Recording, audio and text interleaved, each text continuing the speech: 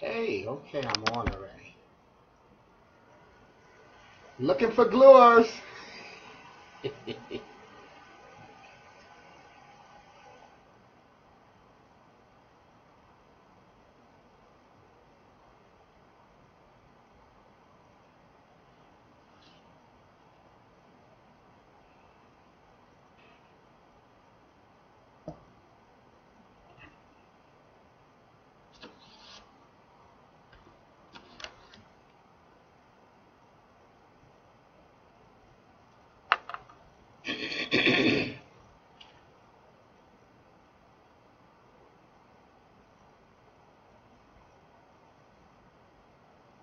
Hey, see, I got my first viewer. How you doing? Don't know the name, but you know, we've got 3 minutes before we get started. So you need to quickly go and refresh. Go do that. But hey, welcome aboard.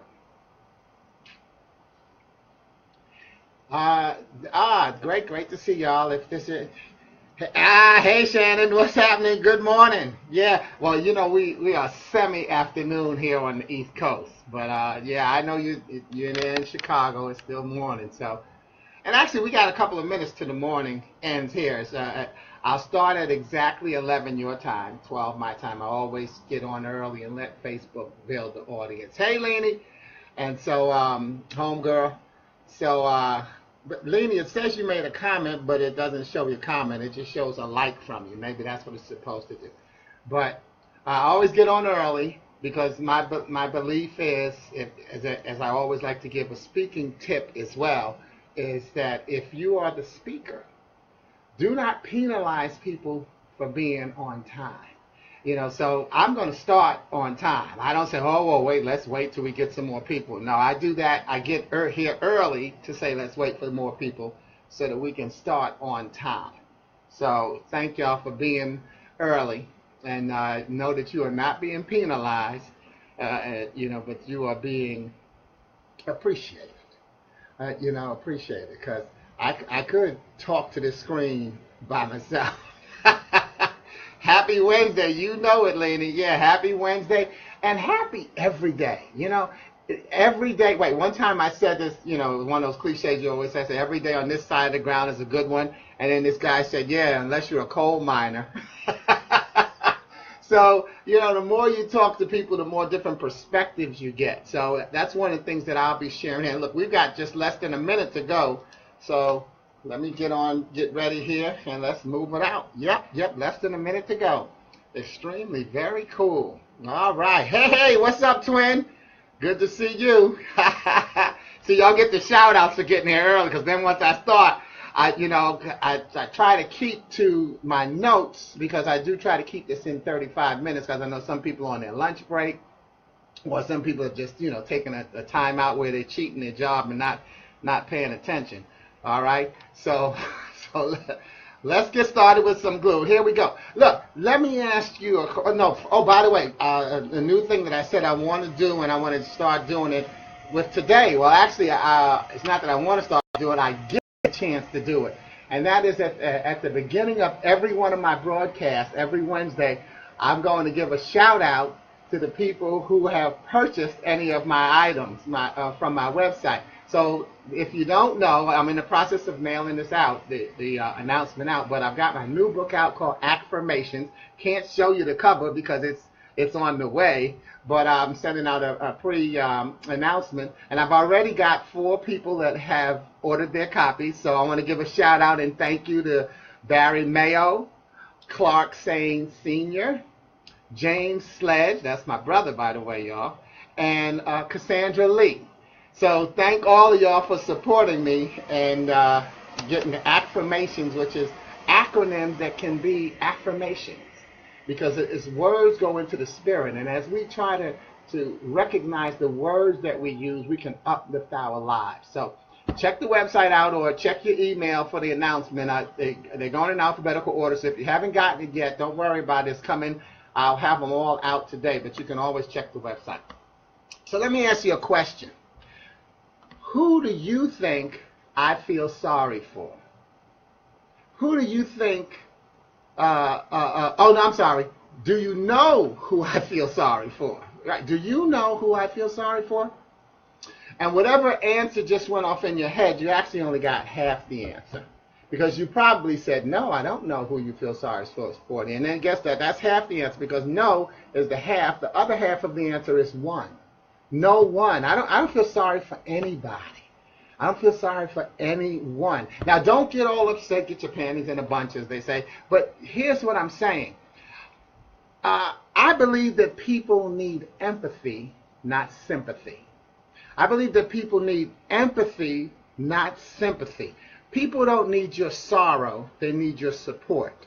They don't need your sympathy, they need your sincerity. They don't need your crying, they need your care. So when I say I don't feel sorry for anybody, it's recognizing that sometimes if we give too much sympathy, then we move ourselves into enabling people. So this walks us right into my topic today, because the topic is that I want to talk about the choices that we get to make.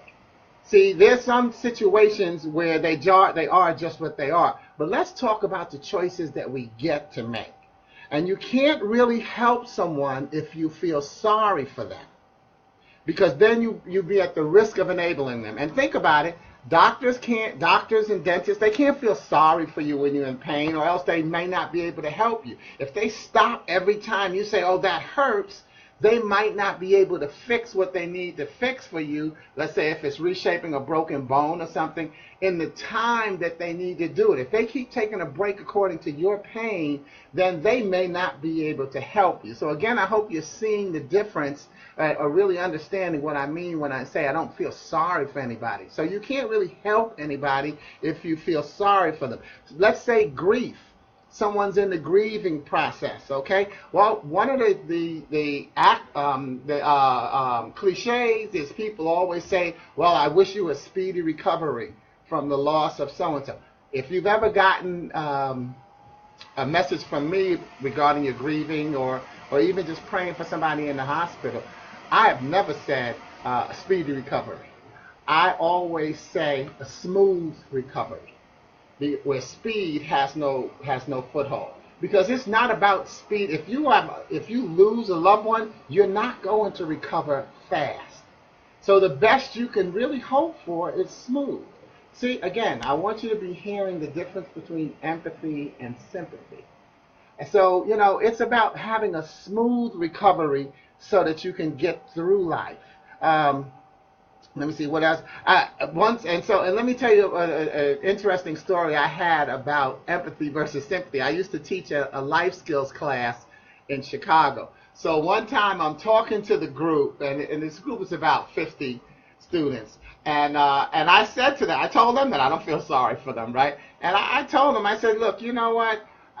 When I see somebody out on the street begging, I said, I know that a lot of times, if they're on drugs, I know that a lot of times all they're really doing is hoping that you put money in the cup, and then when they get to a certain amount of money, they go and buy their drugs and go and get high. And then once that high wears off, then they come back out and start begging again.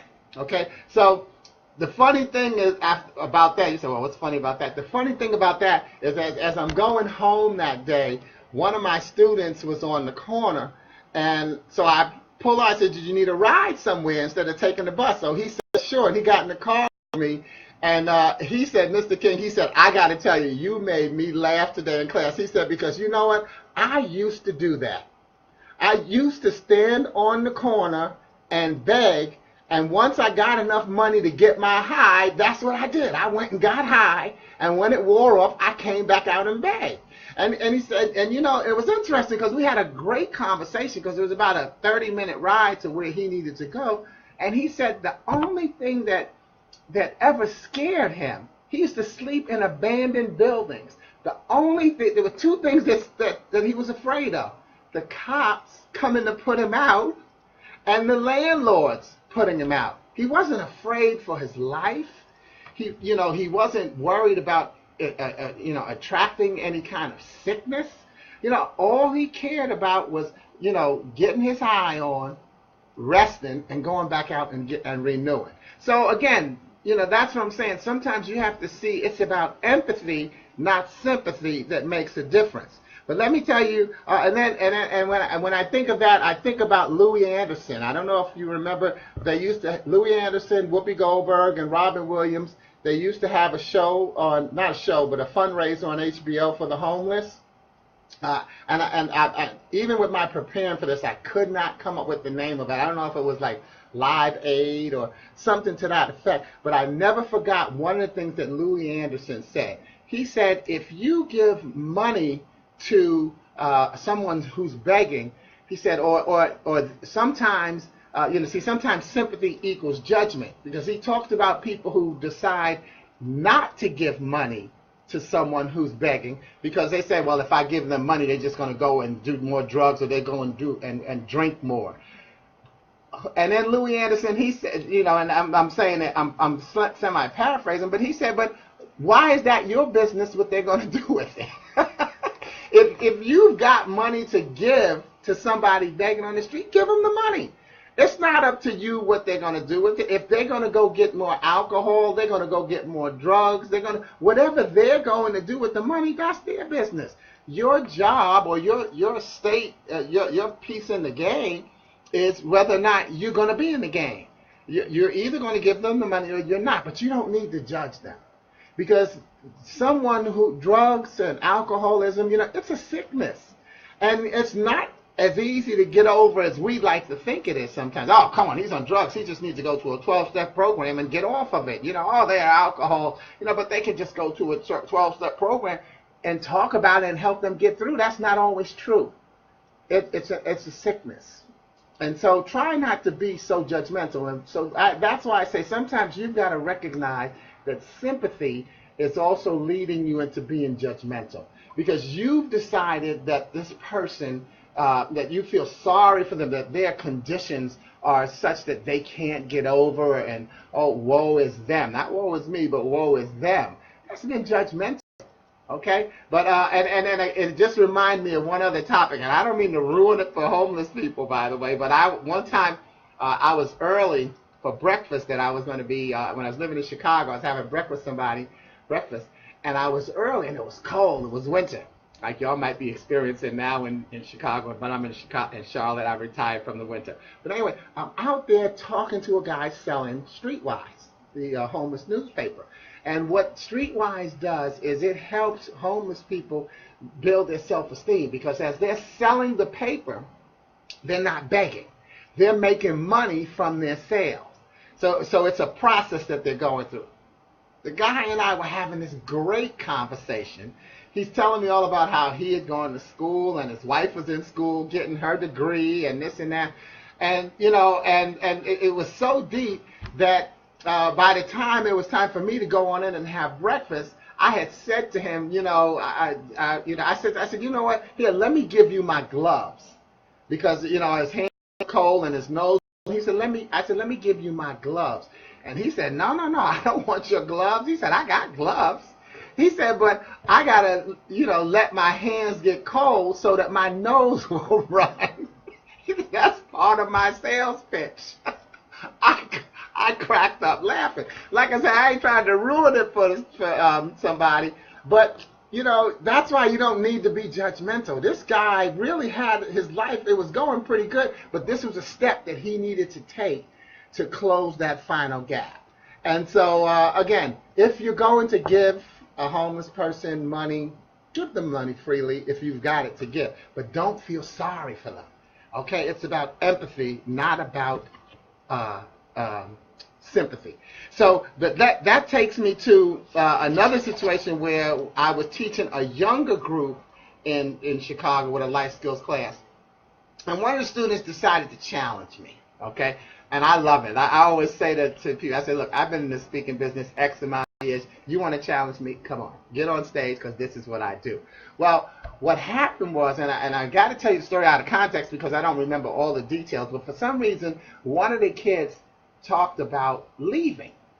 And so I said, okay, well, you can leave. And then so this other guy, the one who wants to challenge me, he decides, he said, oh, you mean that I can just leave if I want to? I said, yeah. He said, wait, so you're saying, and this is going on, so you're saying that I can just get up and walk out of the class? And I said, yes, you can get up and walk out of class. So by now, naturally, everybody, and we got a group of about 20, 25 students, and he said, so in other words, you don't care if I just get up and leave? I said, no, I don't. It's okay with me. If you want to go, you can go. And so he said, yeah, well, that you're supposed to be motivating us. I said, yeah, I am. That's what I'm doing. Well, then how come you telling me I can leave? I said, because you can. It's your choice. So he said, yeah. So then he said, well, yeah, but if I leave, they're going to stop my check. I said, well, there are consequences with every decision and choice that we make. I don't remember the rest of the conversation, but the thing is, I found a way to help him save face. Because, see, the truth is, he didn't want to leave. He just wanted to challenge me. And I decided, well, you know what, I don't have to challenge him. I don't have to be challenged. And I also don't have to make him feel bad, make it like, well, I'm the teacher and this is what I say. But what I did, so I like I said, I helped him save face, and so he didn't have to leave. He stayed in the class, and then I moved on in the class. Because what I explained to the class is that motivation is internal. I'm not really a motivational speaker, but that's the accepted terminology in our industry and our society. I consider myself an inspirational speaker because I will inspire you. I will give you the tools to motivate yourself because motivation is internal. So what I want to read to you today is a letter that the next day I came back and I gave the class this letter. And I want you to listen for, again, the difference between empathy and sympathy. Here's the introduction to the letter. The letter is actually called You Can Leave. But the introduction is that this is an open letter written to inspire a group of ex-offenders and public aid clients in a life skills training class. Anyone interested in being a leader or moving toward personal success must know how to have a focus that does not accept the role of being a victim or a failure. You never have to quit. You make good choices and decisions based on who you are, where you want to go, how you intend to get there. Be responsible for your success. And here's the letter I read to the class the next day, and then I gave each of them a copy, and it's called You Can Leave. We hear the same messages over and again. It's not until our messenger delivers it that we get it. And 9 out of 10 times we can't get it unless we're open and willing to receive it. This class is not designed to tell you what to do. If I tell you what to do, I have to take responsibility for what you do. As long as I'm responsible for what you do, you can't grow beyond what I decide. When I offer you options, I empower you to be responsible for your actions. Thus, the results you get to take credit for. And you begin to grow beyond what you've decided. You find out how hard or easy it is to take the next step. If you decide it's a hard step to take, you review what was hard about it. You think about what parts gave you the most trouble and you try to figure out what you have to do to get past them. You allow yourself to be honest with yourself about how hard you really tried and how bad you really wanted to succeed. Then decide what success looks like. It doesn't have to look like the end result. It only has to look like one step better than the last. If you decide it's easy, it's because you did the hard work and should give yourself credit. Now is not the time to lighten up. Whatever comes easy could easily be the start of something hard. Be honest with yourself and repeat the hard steps that made your success seem easy. You've had many choices taken away from you. I've chosen not to take another away. It's time for you to make the adjustment toward freely choosing. The more you choose, the better you are at making choices. And as you get better, you motivate yourself toward the next choice. The key to choosing is to be open to receive. When you decide something will work for you, you commit to doing what it takes to show that you're in charge. If you come to the program deciding you don't want to be here and that it's a waste of your time, you'll miss every opportunity to get some use from it. If you come here having decided that you want to be here, you recognize that activity beats inactivity, and that the only way to move forward is to get out. Get out of your home, get out of your box, get out of your mindset that says you don't have a choice. Someone here is going to say or do something that helps you. Wherever you choose to be, do something that helps you. So I hope you heard the difference between empathy and sympathy. And I think that the key line is, the key to choosing is to be open to receive. When you decide something will work for you, you commit to doing what it takes to show that you're in charge.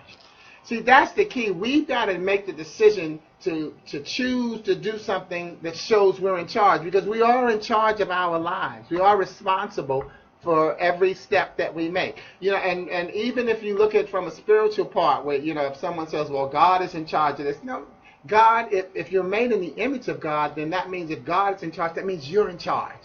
So you are in charge for your activity and your inactivity. And that's the point that I definitely want to make. So that's one of the reasons we look at choices. The acronym for choices that I have is challenge helps our individuality create expectations of success. Challenge helps our individuality create expectations of success. When we rise up and challenge ourselves, now we find a way to individually create an expectation of what our success should look like. Once you know how much work you're going to put into something, then you decide what your timeline is, you set your short-term goals, and you get to understand and appreciate what your success looks like. Remember, if your success is up to me, you can only be so successful, because I'm going to have limitations on you based on what I don't know about you. But if your success is up to you, you know exactly how far to push yourself. You know what you can and cannot take. You know that hidden quality that you have that's going to make the difference. So therefore, that's one story. Let me give you another story about, let me check my notes here, because I'm trying to keep it. Let me give you another story about choices and motivation. Number one, I told you motivation is internal, not external. But in this one, another definition of choice I got for choice is choosing harmony over ignorance creates empathy. Choosing harmony over ignorance creates empathy. And the story I want to tell you about with that is that when I moved from Washington to Chicago, I was a sales manager with the Wall Street Journal. And I was responsible for a staff of 17 people in 5 offices around the Midwest.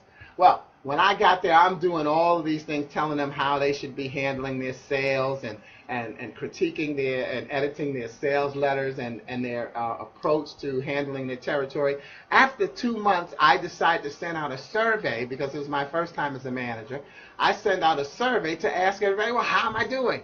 And I had them send it to a neutral site, typed up, so that I could read the surveys to my 17 employees. Well, when the surveys came back, 15 of my staff couldn't stand me. One was on the bubble, and my secretary liked me, because my secretary knew what I was doing. She knew that I was actually doing it out of a sincere heart and good interest, thinking that I was doing a good job as a manager. But as it turned out, I was micromanaging. I was over-managing. And so what I had to do then was, I said, well, wait a minute, that's really not who I am, so let me change that. I had a sales meeting, and I had my sales reps who were in my 4 cities that were outside of Chicago, Detroit, St. Louis, Minneapolis, and Cleveland. I had them come into Chicago, and we had a sales meeting. And I said to them, number one, I apologized for, because they were very open with why they couldn't stand my guts, and I had read it anonymously. So I apologized for having treated them as one size fits all, and that I decided that what I wanted to do was start our relationship over. And I decided that what I would do is go around the table and ask each one of them, what motivates you? So that I can start treating them as an individual rather than deciding, here's how I'm going to run my sales staff. So I asked, I said, what motivates you? But I'll start out by telling you what motivates me so that I can bear my soul first. And so I opened with a poem that I wrote, and this poem is called A Motivating Factor. Because you got to remember, different things motivate different people. Money motivates some people, esteem, recognition, different things motivate different people. So here's what I consider my motivating factor. Poverty motivates me because I've seen it and lived through it. I've touched and in many ways been touched by the sadness of doing or being without. My senses have been penetrated by the horror of surrender, flushed from the mainstream of society, diminished to nothing but a concern, ignored, deplored, unrestored. Poverty motivates me because I've escaped it and lived despite it. Yet I am not so naive nor too vain to believe that I am beyond it. So as I said that to them and let them know that poverty was what motivated me, I was letting them know that, I had made the choice, and that's that choosing harmony over ignorance creates empathy. I wanted us to restart our relationship. I want us to be a harmonious sales team. And when I use the word ignorance, I'm talking about the unknown, not stupidity. You see, I didn't know enough about them as a person, and that's what we've got to do. Again, that's why I say sometimes sympathy makes you judgmental. I didn't know enough of them about them as a person to really be an effective manager.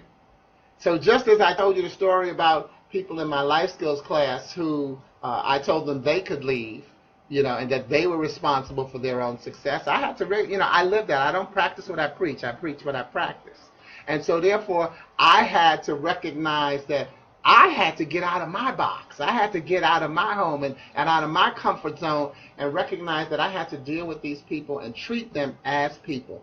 And I was able to do that. And then over my 6-year closing at my career at the Wall Street Journal as a sales manager, my staff, they came to love me, and they even as time went on, they let me know which one of the evaluations they were. So they let me know, you know what, I was the one that wrote how I couldn't stand how you did such and such, and we'd have the biggest laugh about it. So recognize that we make a lot of choices in our lives, and the choices that we make will impact somebody else. Try not to sympathize or have sympathy for people. Sympathy. Try not to have sympathy for people, but have empathy. Really care about someone, and that's going to be a more effective use of your time for them. I think that we all make good choices, but we tend to focus on the bad choices and let them override the good ones. I wrote a saying last week that this is how I look at what other people may call bad choices, but this is what instead of considering my choices as bad, I focus on them being good, and here's how I describe the ones that I don't consider good. God had me try some new things so that he could help me see what I'd be doing. God had me try some new things so he could help me see what I'd be doing. In other words, I didn't make any bad choices. I just didn't get the results that I wanted or expected. And I tried something new, and I wasn't as good at it as I thought I would be. So it wasn't a bad choice. It was something that I needed to. Maybe I wasn't focused enough. Maybe I didn't prepare myself enough. Try to stay positive. And again, it's easier said than done, but staying positive is a choice that you make as well. I personally am, glad that you choose to join me on Glue Wednesday, and any day that you come to my page on Facebook or my Twitter, go to my website, or, receive my monthly fun letter. I don't call it a newsletter. I call it a fun letter. I'm glad that you've chosen me, and I choose you as well. I will keep you positive because I'm staying positive. It's just, to me, everybody says life is short. 80-year-old people say life is short. So I'm not going to shorten mine any more than it is. I'm going to find ways to make everything good.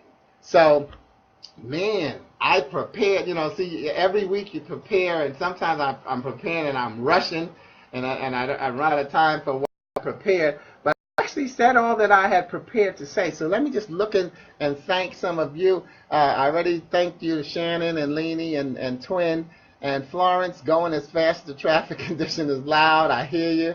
And thank you, Shannon. Because it is about being inspirational. Sometimes the problem in inspiration is we decide that we want to inspire someone to be like us. I'm not one of those persons that say, well, I did it, so I know you can. No, I did it, and I have no idea whether or not you can because I know what it took for me to do it. I don't know if you have what it takes. It's really that simple. And so, once you say to yourself, I do have what it takes, then you'll find a way to push yourself to do it better. And so, let me be your inspiration and you be your motivation. Because I'm not going to be there with you every time where I need to say, hey, you need to do that. No, you've got to have that on the inside already because it's about you. Life is about you. My negatives are my positives. That's what Vanessa's. We call ourselves twin. We were born on the same day, same year, August 27th, 1955. That's my homegirl and twin. We went to school together. Great love for you. But yeah, my negatives are my positives, and this is and that's actually true. See, be conscious of the cliches we use because sometimes we'll say something like that, but we don't really mean it or we don't want to live it. But your negatives are your positives in that. If you go because the opposite of right, and on your screen it went there, the opposite of right is left. You don't have a right and a wrong side, you have a right and a left side. So when you go in what may seem like a negative direction, sometimes what you need to do is consider that that's actually you stepping back because you've gone too far for of where you need to go. You've overshot the goal. Or you need to be a little bit more patient. So sometimes what can be seen as a negative or as you going backwards, it actually means that maybe you need to just step back and pause, let a couple of other things happen, let some other things get into place so that you can now go positive. So the fact that you got a chance to step back is the positive. So your negative is a positive. I always say to people, that every now and then you just have to step back and give yourself credit. Are you giving yourself enough credit for who you are and for what you do? I pat myself on the back. I give myself credit because I know that it's not just about me, but it's just about what's in me. And my faith is extremely strong. I'll be an entrepreneur now. I'm on my last night I said it to somebody. I said 24 years, but I was lying. It's 23. But then I wasn't thinking it, so I foretold that I'm going to do my 24th year, and so now I'm excited. This is my 23rd year as an entrepreneur. I'm excited because in 2 years or less than 2 years, I'll be at my 25-year anniversary, my bronze anniversary, or as I call it, a quarter of a century that I'll have been an entrepreneur. And of course, I actually give my father credit because I've always considered myself an entrepreneur because I always said, he taught me you work with people at a job for yourself. With people at a job for yourself. So I've always been an entrepreneur. And so are you. Just keep working for yourself and making it work out for you. And recognize that all the choices you make are good choices. Look, we've got 4 minutes if anybody wants to ask a question or make a comment, and I'll right on the I'll flick something at you. And just remember that Glue Wednesday, GLUE, says, for God's love outdoes everything. Okay, what were we saying there, twin? Step back and peace be still. Yeah, and by the way, peace, P-E-A-C, placing eternity above chaos and evil. See, placing eternity above chaos and evil. Recognizing that if you know where you're going, sometimes it's best just to step back and say, well, you know what, whoa, it's not ready for me. You ever hear somebody say, well, you know what, I'm just waiting for my ship to come in. Well, your ship may come in, and it may be your time, but it might not be your turn. Your ship may come in, it may be your time, but it might not be your turn. Patience is so important, y'all. We have to be patient. I'm 61 years old. I know, so therefore I know my twin is too, man. And maybe you're in your 40s or 50s. You know, don't you realize how patient you've been? Have you given yourself credit for that? We have done a lot of stuff. We have lived a lot of life. And even when people, well, I don't want to say my age. Why? Which year are you going to give back? I don't mind telling people that I'm 61 because I have no intention of giving a year back. Well, 60 is the new 40. No, it's not. 60 is the new 60. I got body parts to confirm that. That's it. And I was like, woo, if I was feeling like that at 40, I'd be in trouble. No, I'm having those aches and pains at 60. And I'm loving it because I have patiently waited for myself to get here. I remember when I was really young, I thought, no way, I never thought I'd live to be 30. So, really think about how much joy that you've had in your life and the choices that you make. Keep making some good choices. And thank you again for choosing to join me for Glue Wednesday. I'll be back next week, and goodness, it's the 15th, so it's the day after Valentine's Day, but you know what? Love is throughout the year. I don't let a man-made calendar, tell me when to celebrate. I always tell my age, love every year I've earned. That's right. You know what, Shannon? That's the key. You've earned those lives, those years, right? These things don't come easy. We earn our lives, okay? And so I thank you. Yeah, please share. It's always important. It's so funny. People say, "It's okay if I share this." Yes, it is. I'm in the speaking business. Reputation, and referrals are part of my success. So if I'm not interested in being the greatest kept secret in the motivational speaking world, I need to be the biggest broadcast. And so I'm doing things. I'm doing things to try to make that happen. And it's great to be able to see people who I know personally, and because y'all know that is very supportive of my spirit. So thanks again, and Shannon, tell Mildred and Ruby, that I said that I gave them a shout out and hello. And my goodness, I see Nikki. God bless you for raising Nikki. And that's my partner. And twin, you tell your girls I said hi. I love them too. Give them hugs for me as well. And just recognize, y'all, that we're all in this together. And this too shall pass. So, hey, Beverly Walker, you got on just in time to say goodbye. Yeah, because we're getting ready to close out. But you know what? You bring up a good point, because a lot of times people say, "Oh, sorry, I'm late." You're not late. You got here before it ended. But also, I say, like I say, when people say, happy belated birthday, I say, it's not late. I'm going to be this blessing all year. So, again, think about your vocabulary, y'all. You use words that uplift you. Uplift you. As you take yourself up, there's a lot of other people who will go up. Sometimes you got a lot of silent fans, people who really look up to you and they want to see you be more successful than you even think you are. So be that success, be on time, and God bless you. Have a great week. See you later. And if you got a topic you want me to talk about, put it in the feed, or send me an email, or send me an inbox on Facebook, and and we'll get your topic up there. All right? Over and out. See ya. All right, that's my timer.